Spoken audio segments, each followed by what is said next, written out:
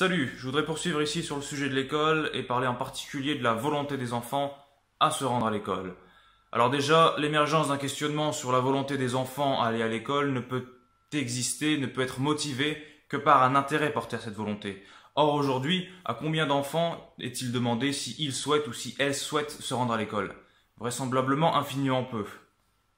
À partir de là, la volonté de l'enfant elle est déjà évacuée et la question même de cette volonté devient malvenue. Je me permets tout de même ici de la poser et de m'y attarder. Les études qui ont été menées et qui ont cherché à savoir ce que pensaient les enfants de l'école sont peu courantes, mais il en existe et en voici quelques-unes. Il y a une étude, l'enquête HBSC, qui s'intéresse au bien-être des enfants scolarisés, qui a été menée pendant les années 2005-2006 à l'échelle internationale. Elle a demandé à des personnes scolarisées si elles aimaient l'école. Le choix de réponse était plutôt restreint. C'était soit oui, j'aime beaucoup l'école, ou bien non, je n'aime pas du tout l'école. En ce qui concerne la France, les résultats montraient que 34% des personnes de 11 ans aiment beaucoup l'école. À 13 ans, ils sont 16%. Et à 15 ans, ils sont 12%. Un article qui portait sur cette étude déclarait aussi qu'à l'âge de 15 ans, il y avait plus de collégiens qui affirmaient ne pas aimer du tout l'école que de collégiens qui disaient l'aimer beaucoup. Une autre étude menée en 2010 par l'association de la Fondation étudiante pour la ville a estimé que 30% des enfants n'aimaient pas l'école primaire et le collège. Mais aussi 73% d'entre eux aiment au mieux un peu l'école. Par déduction, cela signifie que 27% des enfants aiment l'école plus qu'un peu.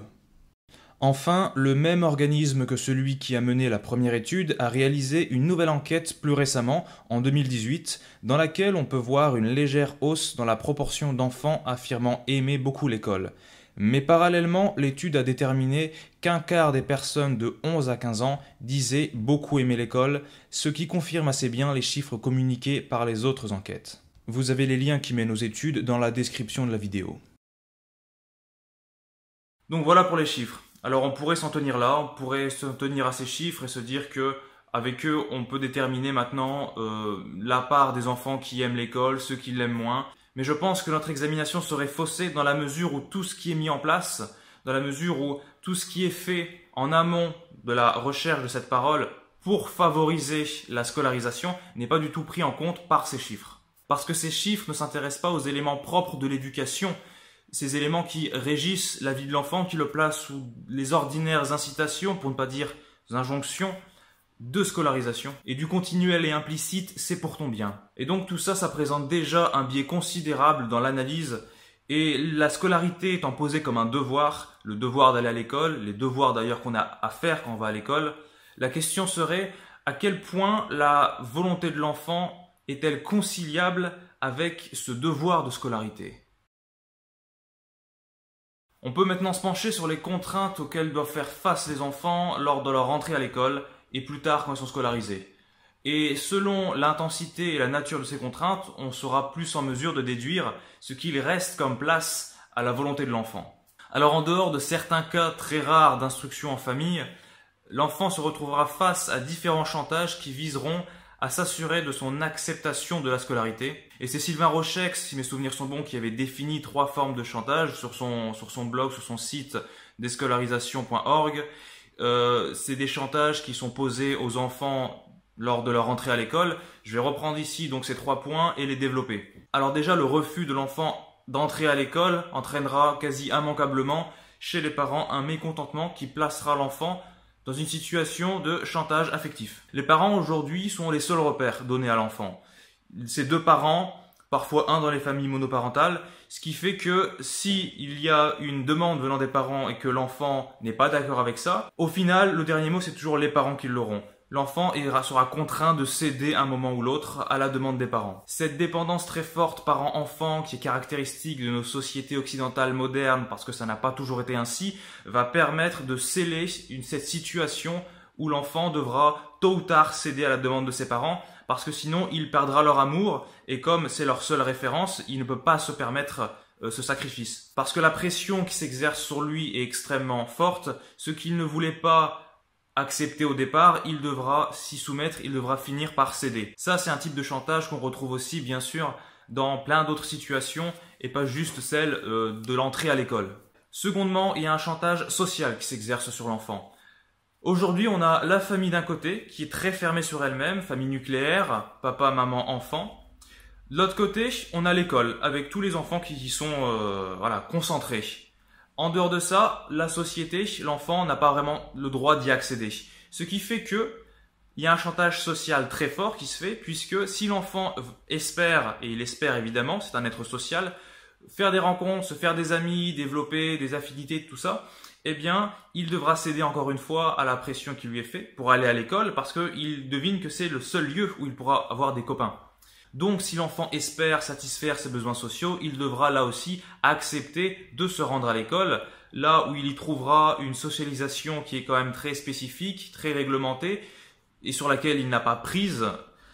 J'en avais parlé dans la précédente vidéo. Et comme les besoins de socialisation, de faire des rencontres, de s'ouvrir aux autres sont croissants avec l'âge, si l'enfant est très réticent dans les premières années, il finira tôt ou tard par accepter. Et on retrouve beaucoup ce phénomène, j'ai remarqué, dans l'instruction en famille, où au bout d'un moment, l'enfant n'en peut plus parce que, en grandissant, il n'a pas assez de contact avec l'extérieur. Les enfants ayant déserté la société, comme ils sont reclus dans des endroits qui leur sont déterminés, eh bien ils acceptent finalement, ils font cette concession de devoir aller à l'école avec tous les inconvénients que ça comporte. Et enfin, troisièmement, il y a un chantage tout simplement à la survie. Les parents craignent encore beaucoup aujourd'hui que leur enfant, s'il ne va pas à l'école, il verra son avenir très compromis, voire catastrophique. C'est-à-dire que s'il ne va pas à l'école, dans l'esprit des gens, ça signifie qu'il ne pourra pas avoir les bonnes notes qu'il devrait avoir, et donc avoir les diplômes, avoir passé dans les classes supérieures, accéder à un emploi, à un travail, avoir de l'argent, et donc en fait, il sera malheureux, il ne sera pas épanoui. Il y a un lien très fort entre la réussite scolaire et en fait l'épanouissement personnel. Pourtant, ce sont des idées qui sont de plus en plus remises en question, et à juste titre.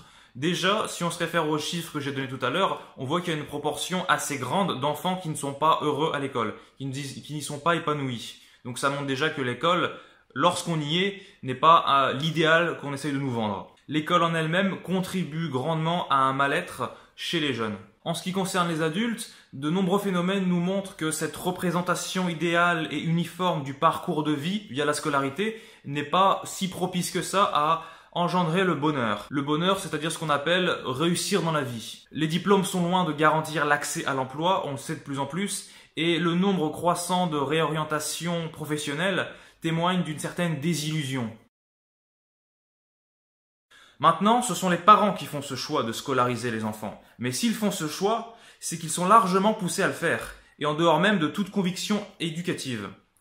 Alors il y a plusieurs raisons à ce choix, et notamment, ils ont pour la plupart un travail qui leur permettrait bien difficilement de ne pas scolariser leur enfant, surtout si l'enfant est particulièrement jeune, à moins de réorienter leur activité professionnelle, voire de réorganiser tout leur mode de vie, ce qui est une chose rarement aisée et dénuée d'enjeux. Ensuite, il y a toujours cette idée forte qui demeure que la réussite sociale et personnelle ne peut être effective que dans la réalisation d'un parcours scolaire classique. Et il y a déjà de quoi, là, inciter fortement les parents à mettre leur enfant à l'école. Aussi, parce que la scolarisation aujourd'hui c'est la norme, il est compréhensible que la plupart ne sont simplement pas prêts à y déroger parce que ça générerait chez eux une marginalisation et qu'ils commenceraient déjà à développer un sentiment d'être rejetés par la société. Et enfin, il y a l'opposition de l'enfant lorsqu'il ne veut pas entrer à l'école, qui est une opposition aussi à son parent, et donc qui peut être perçue par le parent comme un manque de respect à son autorité parentale, qui peut donc générer chez lui des contrariétés, et en réaction à cela, il peut sévir d'autant plus jusqu'à que l'enfant accepte sa demande.